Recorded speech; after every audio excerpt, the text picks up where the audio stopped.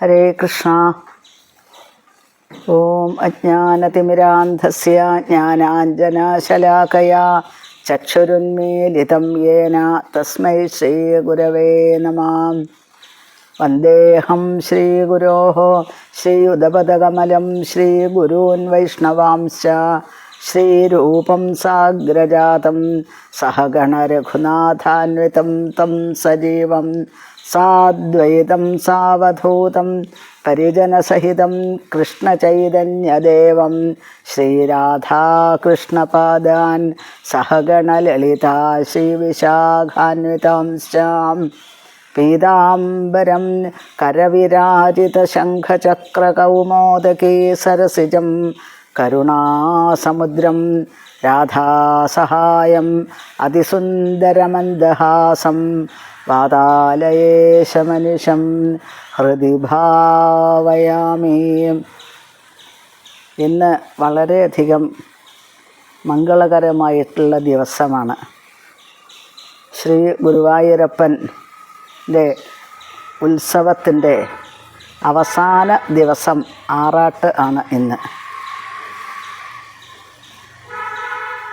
ഭഗവാന്റെ ദിവ്യമായിട്ടുള്ള ഭഗവാന്റെ ആ വിഗ്രഹത്തിന് ആ ചൈതന്യം പകരുന്ന വിശേഷപ്പെട്ട ചടങ്ങുകൾ, ബ്രഹ്മകലശം വരെയുള്ള ചടങ്ങുകൾ, അത് നമ്മൾ അനുസ്മരിച്ചിട്ടുണ്ട്, അതിനെക്കുറിച്ച് പറഞ്ഞിട്ടുണ്ട്. സാധാരണ ശ്രീ ഗുരുവായൂരപ്പൻ്റെ ആ ക്ഷേത്രത്തിൽ എങ്ങനെയാണെന്നുണ്ടെങ്കിൽ ചെറിയ ഒരു അശുദ്ധി വന്നു കഴിഞ്ഞാൽ തന്നെ ആ അശുദ്ധിക്ക് തക്ക പരിഹാരം ചെയ്തതിന് ശേഷം, പുണ്യാഹം അതിനുള്ള തക്ക പരിഹാരം ചെയ്തതിന് ശേഷം മാത്രമേ അടുത്ത പൂജകൾ ആരംഭിക്കുള്ളൂ. അങ്ങനെയാണ്. അപ്പോൾ സ്വതവേ തന്നെ അവിടെ അത്രയും ശുദ്ധമായിട്ടുള്ള അന്തരീക്ഷമാണ്. അപ്പോൾ അതിന് പുറമെ, കാരണം അനേകം അത് ലക്ഷക്കണക്കിന് ആളുകൾ ഭഗവാന്റെ അടുത്ത് വരുന്ന സമയത്ത് മിക്കവാറും ആളുകൾ ഒരു ഭൗതികമായിട്ടുള്ള മോഹങ്ങളും ആഗ്രഹങ്ങളും വെച്ചിട്ടൊക്കെ ആയിരിക്കും വരിക. അപ്പം അങ്ങനെ വരുന്ന സമയത്ത് അതിൽ വളരെ കുറച്ച് ഭക്തന്മാർ മാത്രമേ ഭഗവാൻ മാത്രം വേണമെന്ന് വിചാരിക്കുന്നവരുണ്ടാവുള്ളൂ. അനന്യാചിന്തയന്തോ മാം യേജന പര്യുപാസത എന്നുള്ള ആളുകൾ വളരെ കുറച്ച് മാത്രമേ ഉണ്ടാവുള്ളൂ. അപ്പം അങ്ങനെ വരുന്ന സമയത്ത് ആ അന്തരീക്ഷത്തിൽ ഭഗവാനെ വിട്ടിട്ട് പല പല പല വിധത്തിലുള്ള സംസാരങ്ങളും ഉണ്ടാവും. ഭഗവാനെക്കുറിച്ചല്ലാതെ പലതിനെക്കുറിച്ച് സംസാരിക്കും. അങ്ങനെ സംസാരിക്കുന്ന സമയത്ത് മുഴുവൻ ക്ഷേത്രത്തിലെ ചൈതന്യത്തിന് ലോപം, അതിന് കുറവ് വരും.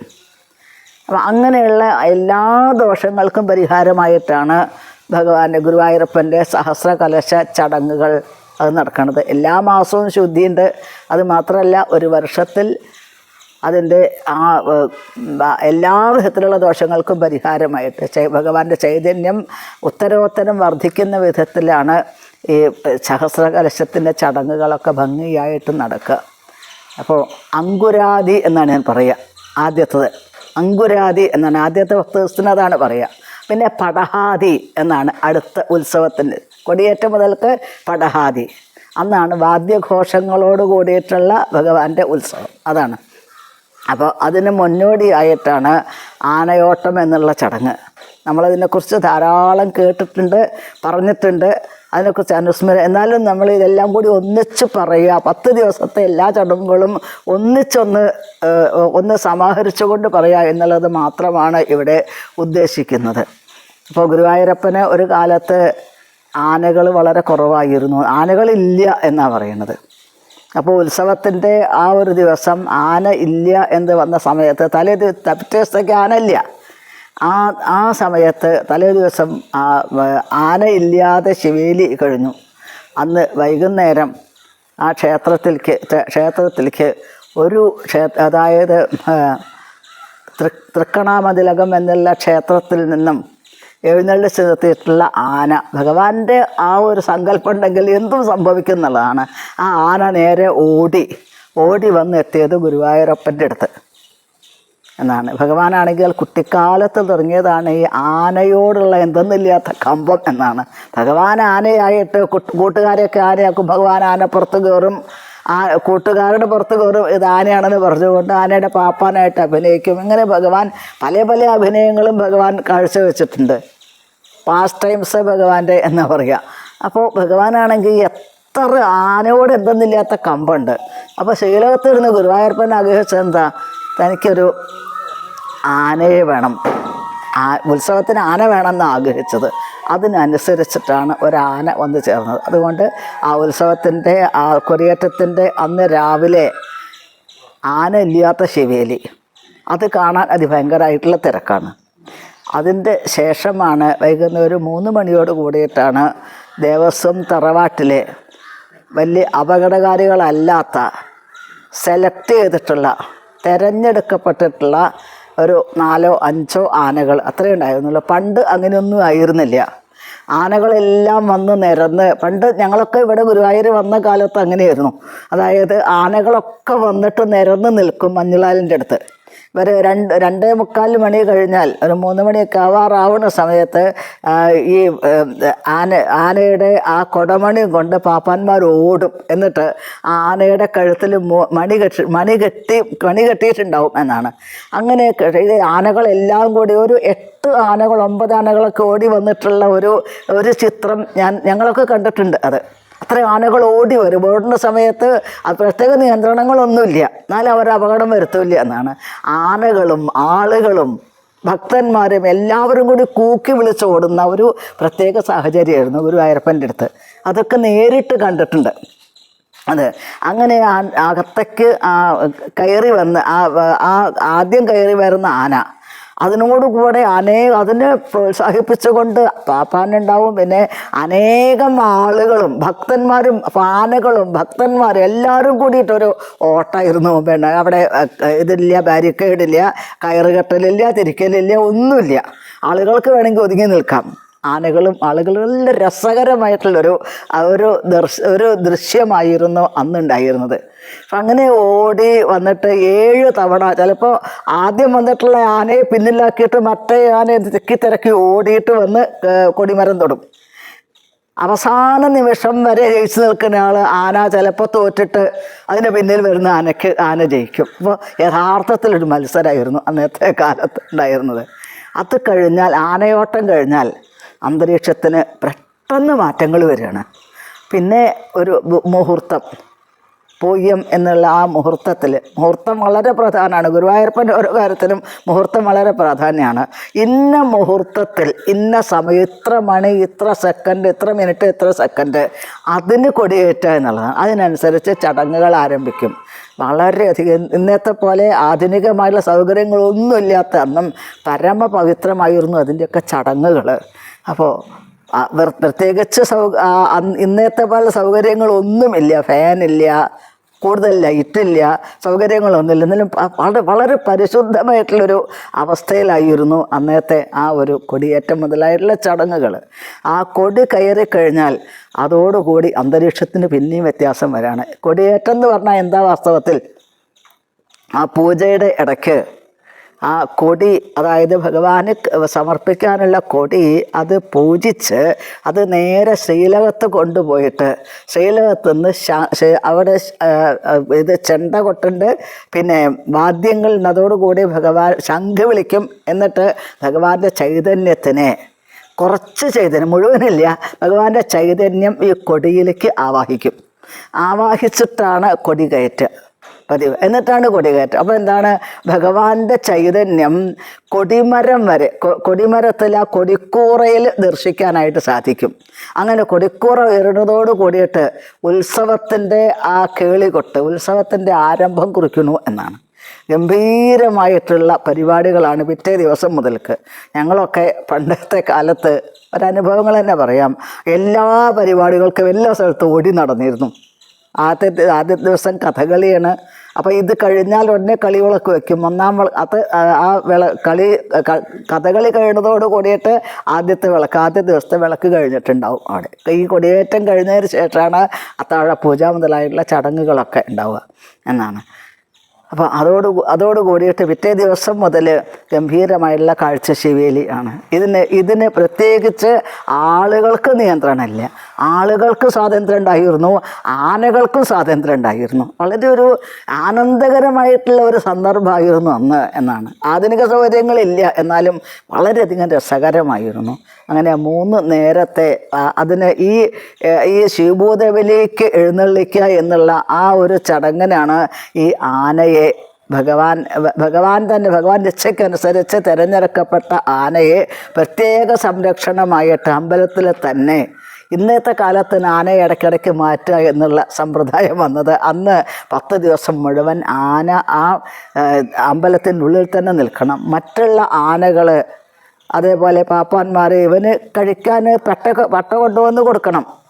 അവൻ നിന്ന സ്ഥലത്ത് നിന്ന് കുളിക്കും എന്നാണ്.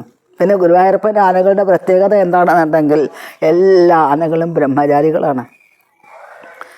ആന സസ്യഭുക്കാണ്, അത് നമുക്കറിയണ കാര്യമാണ്. ബ്രഹ്മചാരികളാണ്.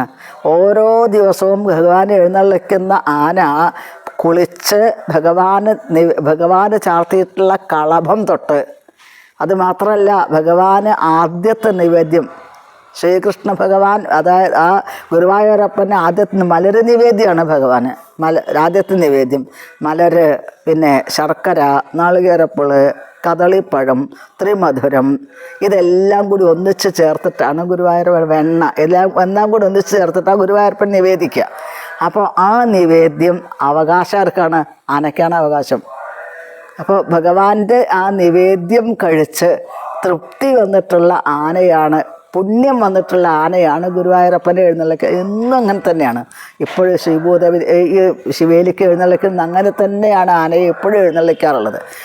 അപ്പോൾ ആ ശിവേലി കഴിഞ്ഞാൽ 2 പ്രദക്ഷിണം കഴിഞ്ഞാൽ 3ാമത്തെ പ്രദക്ഷിണത്തിന് മറ്റ് ആനകളെ 2 ആനകളെ കൂടി നിരത്തി നിർത്തും. എന്നിട്ട് ആദ്യത്തെ ആന മാറും, പുതിയ ആനയുടെ മുകളിൽ ഭഗവാൻ കയറും. ആനകളിൽ ഇങ്ങനെ മാറി മാറി മാറി കയറുന്ന സമ്പ്രദായം ഇതും ഭഗവാൻ കുട്ടിക്കാലത്ത് തുടങ്ങിയിട്ടുള്ള പരിപാടിയാണെന്നാണ് പറയുന്നത്. രസകരമായിട്ട് ആനപ്പുറത്ത് ഭഗവാൻ കയറും. ആന ചെവിയാട്ടിക്കൊണ്ടിരിക്കും. ആദ്യ ഘോഷങ്ങൾ മുഴങ്ങും. അതിമനോഹരമായിട്ടുള്ളത് പടഹാതി എന്ന് പറയുന്നത് അതാണ്. ഇങ്ങനെ ഇവിടെ ഈ അമ്പലത്തിൻ്റെ ഉള്ളിൽ ആ ചടങ്ങുകൾ, പൂജ കഴിഞ്ഞ് അത് കഴിഞ്ഞ് ശിവേലിയുടെ 10 മണി വരെയുള്ള ആ സമയങ്ങളിലും സ്റ്റേജിൽ പല പല പരിപാടികൾ നടന്നുകൊണ്ടിരിക്കുന്നുണ്ടാവും എന്നാണ്. എല്ലാം ഗുരുവായൂരപ്പനെ സംബന്ധിച്ച് എല്ലാം ക്ഷേത്ര കലകൾ, അതിൽ നിന്നും ഒരണു പോലും വിട്ടു നിൽക്കാത്ത വിധത്തിൽ ഇന്നും അങ്ങനെ തന്നെയാണ്. മറ്റുള്ള ക്ഷേത്രങ്ങളിലൊക്കെ പല പല പരിപാടികളുണ്ട്. ഇവിടെ ഗുരുവായൂരപ്പനെ ഈശ്വരനെ സംബന്ധിക്കുന്ന ആത്മീയമായിട്ടല്ലാതെ ഒരണു പോലും ആ കലർപ്പില്ലാത്ത പരിപാടികളാണ് ഇന്നും അവതരിപ്പിക്കാറുള്ളത് എന്നാണ്. അപ്പോൾ ആദ്യത്തെ കാഴ്ചശിവേലി കഴിഞ്ഞതിന് ശേഷം പിന്നെ ഗുരുവായൂരപ്പനെ അകത്ത് എഴുന്നള്ളിച്ച് വയ്ക്കുക. ഉത്സവക്കാലത്തെ പ്രത്യേകതയാണ്. അതായത് ഭഗവാന്റെ ആ സപ്തമാതൃക്കളുണ്ട്, അതിന് മുമ്പിലായിട്ട് ഭഗവാനെ മണ്ഡപത്തിൽ, അതായത് സ്വർണ്ണ മണ്ഡപത്തിൽ, പഴുക്കാമണ്ഡപം എന്ന് പറയാം. ഇന്നാണത് സ്വർണം പൊതിഞ്ഞത്. അന്ന് അത്രയൊന്നും ഉണ്ടായിരുന്നു, ചെറിയൊരു കൂട് അതായിരുന്നു. അതിൽ ഭഗവാനെ എഴുന്നള്ളിച്ച് വയ്ക്കുക. അവിടെ വിളക്ക്, നിലവിളക്കൊക്കെ തൂക്കി, ആലവട്ടം, വെഞ്ചാമരമൊക്കെ വെച്ച് ആ ഭഗവാനെ എഴുന്നള്ളിച്ച് വെച്ചിട്ടുള്ള ഭഗവാനെ കാണാനുള്ള അതിഭയങ്കരമായിട്ടുള്ള തിരക്ക്. അത് അതിൻ്റെ ശേഷം പിന്നെ ഭഗവാൻ പുറത്തേക്ക് എഴുന്നള്ളുന്നത് ശ്രീഭൂതബലി. അങ്ങനെ ആ ശിവഭൂതബലി കഴിഞ്ഞ് വീണ്ടും ഭഗവാൻ അകത്തേക്ക് എഴുന്നള്ളിച്ച് കഴിഞ്ഞാൽ ഉച്ചപൂജ, നിവേദ്യം കഴിഞ്ഞ് പിന്നെ ഭഗവാന്റെ ഉച്ചപൂജ, നിവേദ്യം കഴിഞ്ഞ് പൂജ. ആ പൂജ കഴിഞ്ഞ് ഏകദേശം 1 മണിയോടുകൂടെ നടയടയ്ക്കും. അത് കഴിഞ്ഞാൽ ആളുകൾ പ്രതീക്ഷിച്ചിട്ട് സ്റ്റേജിൽ പരിപാടികൾ നടന്ന് 5-6 സ്റ്റേജുകളില്ല. ഒരു സ്റ്റേജ് മേൽപ്പത്തൂർ ഓഡിറ്റോറിയത്തിൻ്റെ ഒരു സ്റ്റേജ് മാത്രമേ ഉള്ളൂ. അപ്പോൾ അവിടെ ആ പരിപാടികൾ നിരന്തരം നടന്നുകൊണ്ടിരിക്കും. കൂത്തമ്പലത്തിൽ അത് നടന്നുകൊണ്ടിരിക്കും. അതിൻ്റെ പിന്നെ ഏകദേശം 3 മണിയാകുമ്പോഴേക്ക് ഭഗവാനെ കാഴ്ചശിവയിലേക്ക് എഴുന്നള്ളിക്കും. അങ്ങനെ ആ എഴുന്നള്ളി വരുന്ന ഭഗവാനെ കാണാൻ ആയിരങ്ങൾ, ഇന്നത്തെ പോലെ ആളുകളില്ല. പക്ഷേ അന്ന് ഭഗവാനെക്കുറിച്ചല്ലാതെ മറ്റൊരു സംസാരം അന്തരീക്ഷത്തിൽ ഉണ്ടായിരുന്നില്ല. ഇന്ന് പലതും സംസാരിക്കാണ്ട് ആളുകൾക്ക്. പക്ഷേ അന്ന് ഭഗവാന്റെ നാമം ജപിക്കുക, ഭഗവാന്റെ കഥകളെ ഭഗവാനെക്കുറിച്ച് പറയുക എന്നല്ലാതെ മറ്റൊന്നും ആ അന്തരീക്ഷത്തിൽ വേറൊരു സംസാരവും കേൾക്കാനുണ്ടായിരുന്നില്ല. വളരെയധികം വ്യത്യാസം ഉണ്ടായിരുന്നു. ആളുകളുടെ പരിഷ്കാരം കൂടുന്നതിനനുസരിച്ച് ആളുകളുടെ മനസ്സിൻ്റെ പരിശുദ്ധിക്കും മാറ്റങ്ങൾ വന്നുകൊണ്ടിരിക്കുകയാണ്. എല്ലാം ഡിജിറ്റൽ, എല്ലാം ഈ ആധുനികമായി മാറുന്നതോടുകൂടി നമ്മളെ മനസ്സും ആധുനികമായിട്ട് മാറുകയാണ്. അപ്പോൾ വെറുതെ ഈ ഷോ അതിന് മാത്രമാണ് കൂടുതൽ പ്രാധാന്യം എന്നാണ്. ഇവിടെ ഗുരുനാഥന്മാർ പറയാറുണ്ട്, ഗുരുവായൂരപ്പൻ 2 തരത്തിലുള്ള ആഹാരം കൊടുക്കാറുണ്ടെന്നാണ്. ഒന്ന് ആത്മീയമായിട്ടുള്ള ആഹാരം, ഭൗതികമായിട്ടുള്ള ആഹാരം കൊടുക്കാറുണ്ട് ഭഗവാൻ. ഭൗതികമായിട്ടുള്ള അതിന് അതിഭയങ്കരമായിട്ടുള്ള തിരക്കാണ്. ആത്മീയമായിട്ടുള്ള കാര്യങ്ങൾ, ആത്മീയമായ സദ്യക്ക് അത്ര വലിയ ഒരു പ്രഭാഷണത്തിന് ഭഗവാനെക്കുറിച്ചിട്ടുള്ള ആ കാര്യങ്ങൾക്ക് അതിന് വളരെ കുറവാണ് ആളുകൾ, എന്നും വളരെ കുറവാണ് ആളുകൾ. കാരണം എന്താ, ഇത് പ്രവർത്തിക്കുന്ന ഭക്ഷണം കഴിക്കാൻ പിന്നെ ബുദ്ധിമുട്ടില്ലേ നമ്മൾക്ക്, അതിൻ്റെ തിരക്കുണ്ടാവും. ആ പകർച്ചവാങ്ങാൻ അതിഭയങ്കരമായിട്ടുള്ള തിരക്കാണ്. പക്ഷേ ഭഗവാനെക്കുറിച്ച് കേൾക്കാനും അറിയാനും എത്ര ആളുകൾക്ക് ആഗ്രഹം ഉണ്ടാവും. ഭഗവാൻ നമ്മൾക്ക് ഇത്ര വലിയ സദ്യയും കാര്യങ്ങളൊക്കെ തരുന്നത് എന്തിനാണ് വാസ്തവത്തിൽ? ഇതൊക്കെ തരുന്നത് എന്താണെങ്കിൽ നമ്മൾക്ക് ഭഗവാനെ അറിയാൻ വേണ്ടിയിട്ട്. ഭഗവാന്റെ ശ്രീലകത്തുള്ള ഭഗവാൻ ശ്രീകോവിലിൽ തന്നെ മിണ്ടാതെ നിൽക്കയാം ശ്രീകോലും കോലമായെങ്കിലും നീ. ശ്രീകോവിലിൽ എഴുന്നള്ളി നിന്ന് ഭഗവാൻ എല്ലാവരെയും ശ്രദ്ധിക്കുകയാണ് ഭഗവാൻ. ഞാൻ നിങ്ങൾക്ക് ഇത്രയും നിങ്ങൾക്ക് സദ്യ തരുന്നുണ്ട്, നിങ്ങൾക്ക് വേണ്ട കാര്യങ്ങളെല്ലാം ചെയ്തിട്ടുണ്ട്, നിങ്ങൾ എത്ര സമയം എന്നെക്കുറിച്ച് ആലോചിക്കുന്നുണ്ട്. ശ്രീലകത്ത് ഇരുന്നുകൊണ്ട് ഭഗവാൻ വിചാരിക്കുന്നുണ്ടാവും, നിങ്ങൾ ഭാഗവതം വായിക്കുന്നുണ്ടോ, നാമം ജപിക്കുന്നുണ്ടോ, ഭഗവാനെക്കുറിച്ച് വല്ലതും പരസ്പരം സംസാരിക്കുന്നുണ്ടോ? ഭഗവാൻ അതൊക്കെ വാച്ച് ചെയ്തുകൊണ്ട് ഭഗവാൻ നിൽക്കുന്നുണ്ടാവും. അപ്പോൾ എപ്പോഴാണ് ഓരോരുത്തരുടെയും മനസ്സ് ഭഗവാൻ അറിയാം. ഓരോരുത്തരുടെ മനസ്സും ഓരോരുത്തരുടെ ഭാവങ്ങളും ഭഗവാന് ഭാവഗ്രാഹി ജനാർദ്ദന എന്നാണ് പറയുക. അതായത് ആ ക്യൂവിൻ്റെ ഏറ്റവും അറ്റത്ത് നിൽക്കുന്നവരാണ്, ഏറ്റവും ദൂരെ നിൽക്കുന്നവരാ ഭഗവാന്റെ കടാക്ഷം അവിടേക്കാണ് ആദ്യം വരിക എന്നാണ് പറയുന്നത്. അപ്പോൾ അങ്ങനെ ആ ഭഗവാന്റെ അത്യത്ഭുതമായിട്ടുള്ള ഒരു രാജസൂയ മഹായാഗം നടക്കുമ്പോഴുള്ള ചടങ്ങുകളാണ് ഓരോ അതേപോലെയാണ് ഭഗവാന്റെ ആ ഐശ്വര്യം കാണാൻ സാധിക്കുന്നത്. വാസ്തവത്തിൽ ദ്വാരകയ്ക്ക് ഭൂലോക വൈകുണ്ഠം ദ്വാരകാപുരിക്ക് തുല്യമാണ് എന്ന് പറയേണ്ടതായിട്ട് വരും. ശ്രീകൃഷ്ണ ഭഗവാൻ വൈകുണ്ഠമൂർത്തിയുടെ ആ ഒരു ഐശ്വര്യഭാവമാണ് ദ്വാരകയിൽ കാണിച്ചത് എന്നുണ്ടെങ്കിൽ ആ ദ്വാരകയിലത്തെ ഭാവമാണ് നമ്മൾക്ക് ഇന്ന് ഗുരുവായൂരപ്പൻ്റെ ആ അന്തരീക്ഷത്തിൽ കാണാൻ സാധിക്കുക. എണ്ണിയാലൊടുങ്ങാത്ത ആളുകൾ, ഭഗവാന് വേണ്ടി സേവ ചെയ്യുന്നവർ, അല്ലേ? ഇവിടുന്ന് ഈ പ്രസാദങ്ങൾ എങ്ങനെയാണ് ഇത്രയും നമ്മൾ അത്ഭുതപ്പെട്ടു പോകും. ഈ പ്രസാദങ്ങളൊക്കെ എങ്ങനെയാണ് ഉണ്ടാക്കുന്നത്? എത്ര ആളുകൾ രാത്രി 7 മണി മുതൽക്ക് ആളുകൾ ക്യൂ നിൽക്കുകയാണ്, സഞ്ചി വെച്ചിട്ട് ബാഗ് വെച്ചിട്ട്. എന്തിന്? പ്രസാദം വാങ്ങാനായിട്ട്. അവിടെ ക്യൂ നിൽക്കുകയാണ്, തൊഴാൻ ആളുകൾ ക്യൂ നിൽക്കുകയാണ് ഗുരുവായൂരപ്പനെ കാണാനായിട്ട്. പിന്നെ ഒരു നേരം ഭഗവാന്റെ പ്രസാദം കഴിക്കാൻ വീട്ടിലേക്ക് കൊണ്ടുപോകണവർ അത് കൊണ്ടുപോകേണ്ട വീട്ടിലുള്ളവർ കൊണ്ടുപോകും, അല്ലാത്തവർ പ്രസാദത്തിന് വേണ്ടി കാത്തു നിൽക്കുകയാണ്. എല്ലാവരും തൃപ്തിപ്പെടുത്തിക്കൊണ്ടാണ് ഭഗവാന്റെ ഒരു ദിവ്യമായിട്ടുള്ള വൈഭവം. അതാണ് എല്ലാവർക്കും തൃപ്തി കൊടുക്കുക എന്നുള്ളതാണ്. അങ്ങനെ ഭഗവാന്റെ ആ നിവേദ്യത്തിന് അതിന് വേണ്ടി എങ്ങും ആനന്ദമയമായിട്ടുള്ള അന്തരീക്ഷം. അപ്പോൾ ഈ ഭഗവാന്റെ കൊടിയേറ്റം കഴിയുന്നതോട് കൂടിയിട്ട് ശ്രീലകത്തുള്ള ആ ചൈതന്യം ശ്രീലകം വിട്ടിട്ട് കൊടിയേറ്റം കൂടി കഴിഞ്ഞല്ലോ, അതോടുകൂടി ആ അന്തരീക്ഷം മുഴുവൻ ഭഗവാന്റെ ചൈതന്യം പരന്നൊഴുകുന്ന ഓരോ മനസ്സുകളിലും ദിവ്യമായിട്ടുള്ള അനുഭൂതി പകർന്നുകൊണ്ട് ഭഗവാൻ സാന്നിധ്യം ചെയ്യുന്നതായിട്ട് കുറച്ചൊരു ചിന്താശേഷിയുള്ളവർക്ക് അനുഭവപ്പെടും എന്നാണ്. ഭഗവാൻ എന്തിനാണ് ഇതൊക്കെ തരുന്നത്? ഭഗവാനെ നിരന്തരം ഓർമ്മിക്കാനായിട്ട് ഓരോ നിമിഷവും. അപ്പോൾ പലരും അതിൽ ഓടി നടക്കുന്ന ഓരോരുത്തർ വിചാരിക്കണത് എന്താ? ഞാൻ ഉത്സവം നടത്തി, ഞാനാണിതിൻ്റെ അധികാരി, ഞാനിതിൻ്റെ അധികാരി. പക്ഷെ വാസ്തവത്തിൽ അതൊന്നുമല്ല. ഭഗവാൻ ഒരു റോള്, ഒരു ഭാഗം അഭിനയിക്കാൻ ഭഗവാൻ നമ്മൾക്ക് തന്നിട്ടുണ്ട്, അല്ലേ? ഇത് നിയന്ത്രിക്കുന്ന, പൂജിക്കുന്ന, അതിന് വേണ്ട ഉദ്യോഗസ്ഥന്മാരായിട്ടുള്ളവർ, ഇവർക്കൊക്കെ ഓരോ ഭാഗങ്ങൾ അഭിനയിക്കാൻ ഗുരുവായൂരപ്പൻ കൊടുത്തിട്ടുണ്ട്. ആ ഭാഗങ്ങൾ നമ്മൾ ഭംഗിയായിട്ട് അഭിനയിക്കുന്ന വേണം, ഭംഗിയായിട്ട് ആത്മാർത്ഥതയോടുകൂടി അത് നമ്മൾ അഭിനയിക്കുക തന്നെ. അത് നമ്മൾ അഭിനയിച്ചേ പറ്റൂ. ഭഗവാൻ തന്നിട്ടുള്ള റോള് ഭംഗിയാക്കാനാണ് നമ്മൾ ശ്രദ്ധിക്കേണ്ടത്. അപ്പം നമ്മൾ വാസ്തവത്തിൽ ഭക്തന്മാരാണ്, അല്ലേ? നമ്മളെപ്പോലുള്ളവരൊക്കെ ഭക്തന്മാരാണ്, ഭഗവാനെ സേവിക്കുന്നവരാണ്. ആ ഭക്തന്മാരുടെ റോൾ എന്താണ്? ഭഗവാനെക്കുറിച്ച് കേൾക്കുക, ഭഗവാനെക്കുറിച്ച് പറയുക, ഭഗവാനെക്കുറിച്ച് അതിനുള്ള ചർച്ചകൾ ചെയ്യുക. അതാണ് വാസ്തവത്തിൽ വേണ്ടത് എന്നാണ്, അങ്ങനെ ശ്രീഭൂതബലി അത് 2 നേരം പകല് എല്ലാവർക്കും ഉള്ളിൽ കയറാൻ സാധിച്ചു എന്ന് വരില്ല. അതിന് പകരമായിട്ടാണ് വൈകുന്നേരം ആവുമ്പോൾ എല്ലാവർക്കും കാണാൻ പാകത്തിൽ ഭഗവാൻ രാത്രിയിലത്തെ ശ്രീഭൂതബലിയുടെ സമയത്ത് ഭഗവാൻ വടക്കേ ഭാഗത്ത് എഴുന്നള്ളിയിരിക്കും. അതിഭയങ്കരമായിട്ടുള്ള തിരക്കാണ് ഭഗവാനെ കാണാൻ. നേരിട്ട് ഭഗവാനെ കാണാൻ സാധിക്കും. കാഴ്ചശിവേലി സമയത്ത് ഭഗവാന്റെ അടുത്ത് വരെ നമുക്ക് പോയിട്ട് കാണാൻ സാധിക്കും. അതിമനോഹരമാണ് എന്നേ പറയുന്ന വൃത്തിയുള്ളൂ. കാരണം ഭഗവാൻ എത്ര കണ്ട് ഭഗവാൻ നമ്മൾക്ക് ദുഃഖങ്ങൾ തരുന്നു, അത്ര കണ്ട് ഭഗവാൻ നമ്മളെ ചേർത്ത് പിടിക്കും.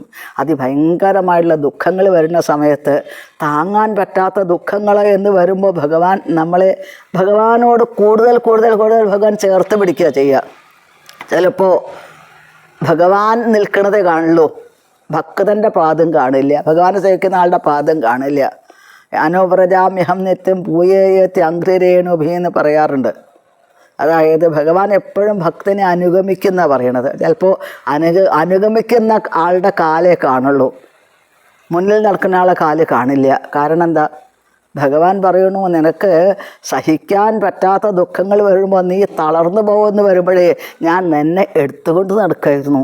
ഭഗവാൻ അതാ പറയുക, ഭക്തനോട് അതാണ് ഭഗവാൻ പറയുക. കൂടുതൽ ഭഗവാനോട് കൂടി ഭഗവാന്റെ ഒരു കരുതലുണ്ടല്ലോ സ്വന്തം ഭക്തന്മാരോട്, ഏകാന്ത ഭക്തന്മാരോട്. ആ ഭക്തന്മാരെങ്ങനെയുണ്ടാവുക? ന ധനം ന ജനം ന സുന്ദരീം കവിതാം വാ ജഗദീശ കാമയേ മമ ജന്മനി ജന്മനീശ്വരേ ഭവതാൽ ഭക്തിരഹായതു ഹേത്വയി. എത്ര പേർക്ക് ഈ ആത്മാർത്ഥത ഉണ്ടാവും? ന ധനം, പൂജാലാഭപ്രതിഷ്ഠ എന്ന് പറയും.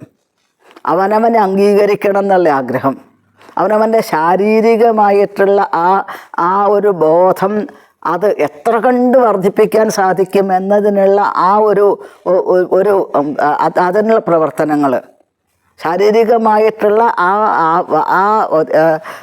നമ്മളുടെ സൗന്ദര്യം വർദ്ധിപ്പിക്കാനുള്ള പ്രവർത്തനങ്ങൾ, എന്നിട്ട് മറ്റുള്ളവരുടെ ആ മനസ്സിൽ ഈ രൂപം പ്രതിഷ്ഠിക്കാനുള്ളത്. ഇതാണ് പൂജാലാഭ പ്രതിഷ്ഠ എന്ന് പറഞ്ഞു കഴിഞ്ഞാൽ.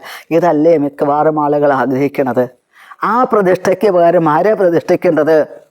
ദിവ്യമായിട്ടുള്ള കാന്തം കാന്തി നിധാനതോപി മധുരം മാധുര്യധുര്യാദപി സൗന്ദര്യോത്തരതോപി സുന്ദരതരം ത്വദ്രൂപമാശ്ചര്യതോപ്യാശ്ചര്യം ഭുവനേന കസ്യ കുതുകം പുഷ്ണാതി വിഷ്ണോ വിഭോ. ഗുരുവായൂരപ്പനോട് ഭട്ടതിരിപ്പാട് പ്രാർത്ഥിച്ചതുപോലെ ആർക്കാ ഭഗവാനെ? കാന്തം കാന്തി നിധാനതോപി മധുരം. ഒരു കാന്തം ഇരുമ്പിനെ ആകർഷിക്കുന്നത് പോലെ, തുരുമ്പ് പിടിച്ച ഇരുമ്പിനെ കാന്തം ആകർഷിക്കാറില്ല. ഇതേപോലെ ഭൗതികമായിട്ടുള്ള എന്തെന്നില്ല അഹംബോധമുള്ള ആളുകളുടെ മനസ്സിനെ ഗുരുവായൂരപ്പൻ ആകർഷിക്കാറില്ല എന്നാണ്. അവരങ്ങനെ തന്നെ നിർത്തും ഭഗവാൻ എന്നാണ്. അപ്പോൾ എത്ര പേർക്ക് പറയാൻ സാധിക്കും? എത്ര പേർക്ക് ഒരു അവനവൻ്റെ സാധാരണ രീതിയിൽ, സാധാരണ ഒരു മനുഷ്യൻ്റെ രീതിയിൽ ഒരു മേക്കപ്പ് ഒന്നും ഇല്ലാണ്ട് ഗുരുവായൂരപ്പന് മുമ്പിൽ വരാൻ എത്ര പേർക്ക് സാധിക്കും? വളരെ കുറവ് ആളുകളേ ഉള്ളൂ. ഭഗവാൻ സൂക്ഷിച്ച് നോക്കി, ഇവർക്ക് ശരീരബോധമാണുള്ളത്, എന്നെക്കുറിച്ചിട്ടുള്ള ബോധമാണുള്ളത്. ഭഗവാൻ പ്രത്യേകം ശ്രദ്ധിക്കുന്നാണ് പറയണത്. ആ മനസ്സ് എന്നിൽ അർപ്പിച്ചിട്ടുണ്ടോ?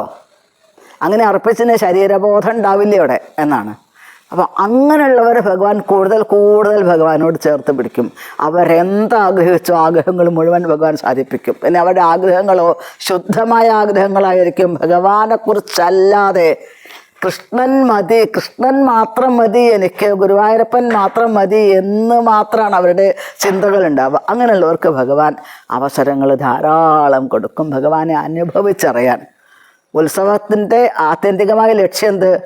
ശ്രീ ഗുരുവായൂരപ്പനെ സ്വയം അനുഭവിച്ച് അറിഞ്ഞ് നിർവൃതി അനുഭവിക്കാനാണ് നമ്മളുടെ ഈ ഉത്സവകാലം എന്നാണ്. പിന്നീട് ഭഗവാന്റെ ആ കാഴ്ച 2 നേരത്തെ നേരമുള്ള കാഴ്ച ശിവേലി, പിന്നെ അവിടെയുള്ള പൂജകൾ, കാര്യങ്ങൾ എല്ലാം ഒന്നിനൊരു തടസ്സമില്ലാണ്ട് ഭംഗിയായിട്ട് നടക്കും. പിന്നീട് 8ാമത്തെ ദിവസത്തെ ഉത്സവ ബലി, അത് വളരെ ഗംഭീരം എന്ന് പറയാതിരിക്കുക നിവൃത്തില്ല.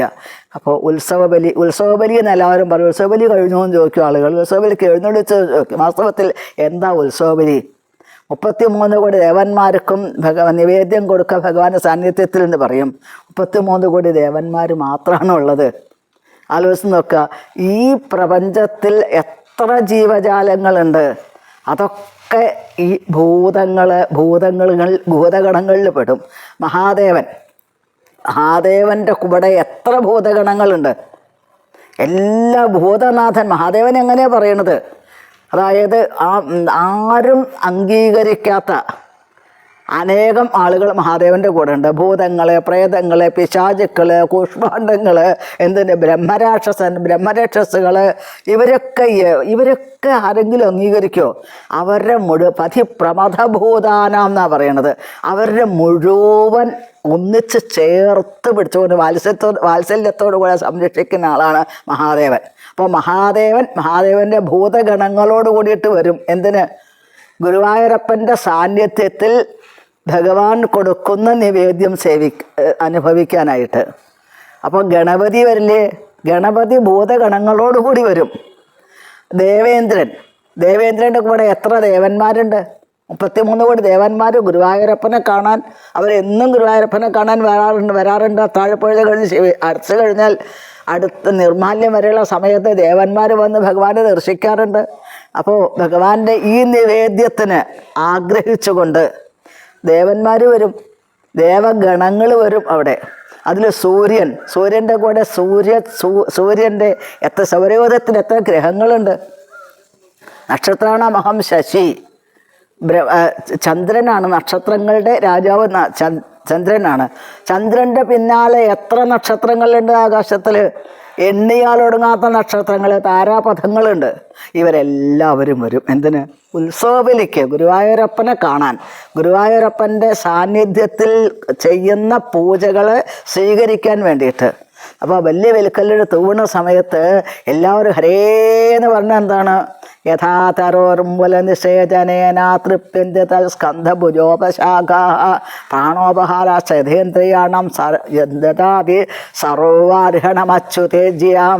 അപ്പോൾ ശ്രീകൃഷ്ണ ഭഗവാന്, അതായത് ശ്രീ ഗുരുവായൂരപ്പന് പൂജിച്ചിട്ടുള്ള ഭഗവാന്റെ സാന്നിധ്യത്തിൽ വെച്ചിട്ട് പൂജകൾ സ്വീകരിക്കാനായിട്ട് ഭഗവാനെ കാണാനായിട്ടാണ് ഇത്രയും ആളുകൾ വരുന്നത്. അപ്പോൾ ഒരു കടുകട വ്യത്യാസമില്ലാതെ ഭംഗിയായിട്ട് ആ പൂജകൾ, ഉത്സവബലിയുടെ ചടങ്ങുകൾ നടന്നു. വളരെ ഭംഗിയായിട്ട് നടന്നു ചടങ്ങുകൾ.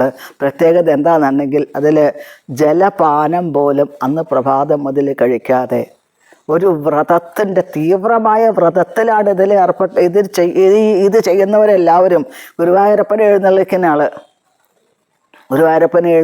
അന്ന് ഗുരുവായൂരപ്പനെ എഴുന്നള്ളിക്കുന്ന ആൾക്ക് ഇത് കഴിഞ്ഞതിൻ്റെ ശേഷം ശ്രീബോധബലി, ഉത്സവബലി കഴിഞ്ഞിട്ട് ഗുരുവായൂരപ്പനെ അകത്തൊക്കെ എഴുന്നള്ളിച്ചതിൻ്റെ ശേഷം മാത്രമേ ഒരു തുള്ളി വെള്ളം കുടിക്കാൻ പാടുള്ളൂ. അതേപോലെ ബലി തോന്നുന്ന ആ പൂജ ചെയ്യുന്ന തന്ത്രി നമ്പൂതിരിപ്പാട്, അവര് ഉപവാസത്തിൻ്റെ ഒരവസ്ഥയാണ്.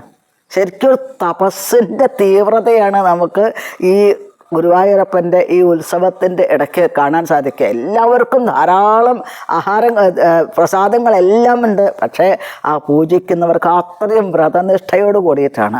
അതാണ് ശ്രീ ഗുരുവായൂരപ്പൻ്റെ അടുത്ത് ഇത്രയും ഐശ്വര്യം വർദ്ധിക്കുന്നത്. 16,108 ലക്ഷ്മിമാരാണ്, മഹാലക്ഷ്മിമാരാ ദ്വാരകയിൽ. അതേപോലെ അവർ മുഴുവൻ ഒന്നിച്ച് ഗുരുവായൂരപ്പൻ്റെ മുമ്പിൽ സാന്നിധ്യം ചെയ്തതുപോലെയാണ് ഭഗവാന്റെ ഉത്സവകാലത്ത് നമ്മൾക്ക് അനുഭവപ്പെടുക എന്നാണ്. അങ്ങനെ ആ ഉത്സവ ബലി കഴിഞ്ഞതിന് ശേഷമാണ് പൂജകൾക്കൊക്കെ അതിനായിട്ടുള്ള ക്രമീകരണങ്ങളുണ്ട്. അത് കഴിഞ്ഞതിന് ശേഷമാണ് പിന്നെ ഉച്ചപൂജ ഗുരുവായൂരപ്പൻ്റെ എന്നാണ്. ഒരു ലോപം ഒന്നിനും വരാത്ത വിധത്തിൽ ഭംഗിയായിട്ട് നടന്നുകൊണ്ടിരിക്കുന്നുണ്ട്. അതിനുശേഷം വൈകുന്നേരത്തെ ദീപാരാധന കഴിഞ്ഞാൽ പിന്നീട് അത്താഴപൂജ, ഇതിനൊക്കെ സമയക്രമീകരണങ്ങളുണ്ട്. അത് കഴിഞ്ഞാൽ ഗുരുവായൂരപ്പൻ വീണ്ടും എഴുന്നള്ളും. വടക്ക് ശങ്കരാചാര്യ സ്വാമികൾ ആകാശദേശത്തിൽ കൂടെ യാത്ര പോകുന്ന സമയത്ത് ഭഗവാൻ ആലോചിച്ചു, ശ്രീ ഗുരുവായൂരപ്പൻ ആലോചിക്കുന്നത് എന്താണ്? ഞാനിവിടെ ഇരുന്നിട്ട് എന്തുകൊണ്ടൊന്ന് ശ്രദ്ധിക്കണില്ല? ഭഗവാൻ ആകർഷിച്ചു. കാന്തം കാന്തി നിധാനതോപി മധുരം. ഭഗവാൻ ഒരാകർഷണം ഭഗവാന്റെ വന്നതോട് കൂടിയിട്ട് ആചാര്യസ്വാമികൾക്ക് ആകാശദേശത്ത് നിന്നും നേരെ താഴേക്ക് ഇറങ്ങേണ്ടതായിട്ട് വന്നു. അങ്ങനെ ആ ആചാര്യസ്വാമികൾ ഇറങ്ങി വന്നിട്ടുള്ള ആ സ്ഥലത്താണ് ഗുരുവായൂരപ്പൻ്റെ സ്വർണ്ണ പഴുക്കാമണ്ഡപം വയ്ക്കുന്നത്. അവിടെയാണ് ഗുരുവായൂരപ്പൻ എഴുന്നള്ളിയിരിക്കുന്നത്. അവിടെയാണ് നമ്മൾ ഭഗവാനെ കണ്ട് അടുത്ത് ഭഗവാനെ ഗുരുവായൂരപ്പനെ അതിഭയങ്കരമായിട്ടുള്ള തിരക്കാണ്. ആ തിരക്കാണെങ്കിലും ശരി, എത്ര ആളുകൾ ആ ഗുരുവായൂരപ്പനെ നോക്ക് കാണാനായിട്ട് വരും, അവിടെ കാണിക്കട്ട് തൊഴാൻ വേണ്ടിയിട്ട്. ഭഗവാൻ എത്ര ആളുകൾക്ക് ഭഗവാൻ നിൽക്കുകയാണ് അവിടെ. നമ്മൾക്ക് ഇരിക്കാം, കിടക്കാം, നടക്കാം. പക്ഷേ ഗുരുവായൂരപ്പൻ നിൽക്കാൻ തുടങ്ങിയിട്ട് കാലെത്രയായി എല്ലാവരും അനുഗ്രഹിച്ചുകൊണ്ട് ഭഗവാൻ നിൽക്കുകയാണ്. മനോഹരമായ രൂപത്തിൽ നിൽക്കുകയാണ്, സ്വർണ്ണ വിഗ്രഹമായിട്ട്. ഭഗവാന്റെ ചൈതന്യം ഓരോ പൂജകളും ശൈലവത്ത് നടക്കുമ്പോഴും ഭഗവാന്റെ ദീപാരാധനയാണ്. ഈ തിടമ്പനും കൂടി ദീപാരാധന ഉണ്ട്. രണ്ട് ഭാഗത്തുള്ള തിടമ്പനും ദീപാരാധന ഉണ്ട്. പൂജകളെല്ലാം ഏറ്റുവാങ്ങുന്ന ഭഗവാന്റെ ഉത്സവമൂർത്തിയാണത്. അതിനെയാണ് നമ്മൾ ആനപ്പുറത്ത് കണ്ട് തൊഴുന്നത്, കാഴ്ചശീവേലിക്ക് തൊഴുന്നത്. ഇവിടെ ഭഗവാനെ സ്വർണ്ണ മണ്ഡപത്തിൽ തൊഴുന്നത് ഒക്കെ ആ ഗുരുവായൂരപ്പനെയാണ് നമ്മൾ തൊഴുന്നത്. അതിനുശേഷം ഏകദേശം 1 മണി വരെ ഭഗവാൻ ദർശനം കൊടുക്കും. ആ ദർശനത്തിന് ശേഷം പിന്നെ അവിടുന്നാണ് ഭഗവാൻ എടുത്തിട്ട് എഴുന്നള്ളിക്കുക. 8-ാം വിളക്ക് കഴിഞ്ഞു. പിന്നെ ഗുരുവായൂരപ്പൻ്റെ പള്ളിവേട്ട. അന്ന് ഏകദേശം ആ ഉച്ചപൂജ കഴിഞ്ഞ് 1 മണിയോടുകൂടി നട അടയ്ക്കും പള്ളിവേട്ടയുടെ ദിവസം. അത് കഴിഞ്ഞാൽ പിന്നെ ഗുരുവായൂരപ്പന് ആ പള്ളിവേട്ടയുടെ ഒരുക്കങ്ങളായി എന്നാണ് പറയണത്. അതിനുള്ള ഒരുക്കങ്ങളായി ആളുകളാണെങ്കിൽ അത് കാണാനുള്ള, ഭഗവാനെ കാണാനുള്ള, ഭഗവാന്റെ മണ്ഡപത്തിൻ്റെ കിഴക്കേ ഭാഗത്ത്, അതായത് നമ്മൾ മഞ്ചാടിയൊക്കെ വെച്ചിട്ടുള്ള ആ ഭാഗത്തായിട്ടാണ് ഗുരുവായൂരപ്പനെ എഴുന്നള്ളിച്ച് വയ്ക്കുന്നത്. ആ കിഴക്കേ, അതുവരെ ആനക്കൊട്ടിൽ, പഴയ കാലത്ത് ആനക്കൊട്ടിൽ എന്നാണ് പറയുക. അവിടെയാണ് ആ ഗുരുവായൂരപ്പനെ എഴുന്നള്ളിച്ച് വയ്ക്കുന്നത്. അതിന് മുമ്പായിട്ട് ശ്രീഭൂതബലി തൂവലുണ്ട്. അത് കഴിഞ്ഞ് ഭഗവാനെ അവിടെ എഴുന്നള്ളിച്ച് വയ്ക്കും. ഭഗവാൻ എഴുന്നള്ളിച്ച് വെച്ച് കഴിഞ്ഞാൽ പിന്നീട് ഭഗവാനെ അവിടെ വെച്ചിട്ട് അവിടെ വാദ്യഘോഷങ്ങളുണ്ട്. അഷ്ടപതിയുണ്ട്. അഷ്ടപതി കഴിഞ്ഞ് കഴിഞ്ഞാൽ പിന്നെ വാദ്യങ്ങളുണ്ട്, അവിടെ മേളുണ്ട്, അവിടെ ആ കൊട്ടുണ്ട്. ഏകദേശം ഒരു 4:30 മണി 4:45 എഴുന്നള്ളിച്ച് വെച്ച് കഴിഞ്ഞാൽ 6:15 വരെ അവിടെ വാദ്യഘോഷങ്ങൾ, ഭക്തജനങ്ങൾ അനുഗ്രഹിക്കാനായിട്ട് ഭഗവാൻ എഴുന്നള്ളിയിരിക്കുക. അതിഭയങ്കരമായ തിരക്ക് തൊഴ. ആ സമയത്ത് ഗുരുവായൂരപ്പൻ്റെ പള്ളിക്കുറുപ്പിനുള്ള ആ സൗകര്യങ്ങൾ അതായിരിക്കും അവിടെ ചെയ്യുന്നത്. മണ്ഡപത്തിൽ ഭംഗിയായിട്ട് അവിടെ മറച്ചു കെട്ടും. ആദ്യം തുണി കൊണ്ട് ഭംഗിയായിട്ട് കെട്ടും. അതിനുശേഷം ശയ്യാപത്മം എന്നൊരു പത്മുണ്ട്. ശയ്യാപത്മം ഭഗവാൻ. അതിനുശേഷം അവിടെ വെള്ളി കൊണ്ടുള്ള കട്ടിൽ, പട്ട് കിടക്ക, പട്ട് തലയണ അത് വയ്ക്കും. പിന്നെ കലശത്തിന് ഉത്സവം മുളയിടുക എന്ന് പറയും. അതായത് ഈ വെള്ളി കൊണ്ടുള്ള പാലിക എന്നാണ് പറയുക. അത് ഉത്സവത്തിൻ്റെ ആനയോട്ടം കഴിഞ്ഞാൽ ദീപാരാധനയ്ക്ക് ശേഷമാണ് ഇത് ഉത്സവം മുളയിടുക എന്നാണ് പറയുക. അതിനുള്ള ചടങ്ങുകളുണ്ട്. ശങ്കരാചാര്യസ്വാമികൾക്ക് ഭഗവാൻ നൃത്തം ചെയ്ത് ദർശനം കൊടുത്തിട്ടുള്ള സ്ഥലം, നൃത്തം എന്നാണ് അതിന് പറയുക. അവിടെയാണ് ആ ഭഗവാന്റെ, അതായത് ഗുരുവായൂരപ്പൻ എന്നും നൃത്തം ചെയ്യുന്ന സ്ഥലമാണ്. അവിടെ വിളക്ക് കൊളുത്തിച്ചിട്ടുണ്ടാവും എല്ലാ ദിവസവും. അവിടെ കടാവിളക്കുണ്ട്. ആ നൃത്തം ചെയ്യുന്ന ആ സ്ഥലത്താണ് അവിടെ മുളയുടെ പൂജ നടക്കാറുള്ളത്. അവിടെ അതിന് നനയ്ക്കലുണ്ട്. നവധാന്യങ്ങളാണ്. നവധാന്യങ്ങൾ 9 ദിവസം ആകുമ്പോഴേക്ക് നല്ലോണം മുളച്ച് പൊങ്ങിയിട്ടുണ്ടാവും എന്നാണ്. പിന്നെ ശയ്യാപത്മത്ത്, ആ പത്മത്ത് പട്ടുകിടക്ക, വെള്ളിക്കട്ടിലെ പട്ടുകിടക്ക, പട്ടുതലയെണ്ണ ഇതെല്ലാം വെച്ച് ഭഗവാനെ, പിന്നെ ഇതിൻ്റെ ചുറ്റുമായിട്ട് ഈ മുള കൊണ്ട്, അതായത് ഇത് ഉണ്ട്, ഈ മുളച്ചിട്ടുള്ള ആ നവധാന്യങ്ങൾ അതുകൊണ്ടൊക്കെ ഭംഗിയായിട്ട് അലങ്കരിക്കും. ഭഗവാന്റെ ശയനത്തിന് പള്ളിക്കുറുപ്പിൻ്റെ സ്ഥലം ഭംഗിയായിട്ട് അലങ്കരിക്കും. ഭംഗിയായിട്ട് വിളക്ക് വെച്ച് അലങ്കരിക്കും. അപ്പോൾ ഇത് കഴിഞ്ഞാൽ പള്ളിവേട്ട കഴിഞ്ഞാൽ ഭഗവാൻ ഉറങ്ങണം. അതിന് വേണ്ടിയിട്ടാണ് ഭംഗിയായിട്ടുള്ള അലങ്കാരങ്ങൾ, ഭഗവാനുള്ള ഒരുക്കങ്ങൾ ചെയ്തുകൊണ്ടിരിക്കുന്നത്. ആ സമയത്തൊന്നും ആർക്കും ശ്രീലകത്തേക്ക് പ്രവേശനം തന്നെ ഉണ്ടാവില്ല. ആ ഭാഗത്തേക്കൊന്നും പ്രവേശനം ആർക്കും ഉണ്ടാവില്ല.